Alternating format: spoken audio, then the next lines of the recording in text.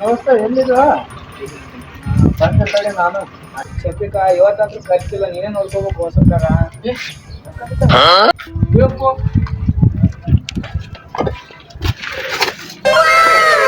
ಬಾ ದೋಸ್ತ, ಖರ್ಚಿಗಾದ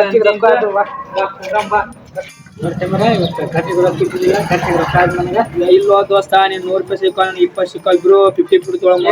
ನೀ ಏನಂದ್ರೆ ಕೊಡಲ್ ದೋಸ್ತ, ದೋಸ್ತ ಬಿರಿಯಾನಿ ತಿನ್ನು ಮೋದ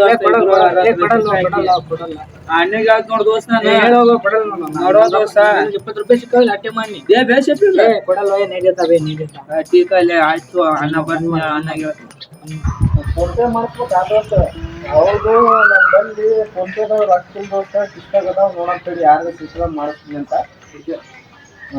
ಆಯ್ತು ಮಾಡಿಸ್ತೀನಿ. ನೀವು ರೊಕ್ಕ ಎಲ್ಲಿ ಬಿದ್ದಾವ?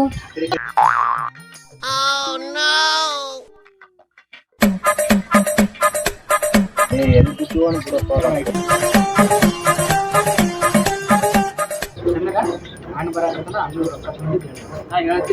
ಅಣ್ಣ ರೊಕ್ಕ ಏನಾರ ಸಿಕ್ಕಾವ ನಾನು ಕಳೆದ ವಿನಿಗ ಇಲ್ಲ, ನನಗೆ ಕೊಡೋದಿಲ್ಲ. ಯಾಕೆ ಇಲ್ಲ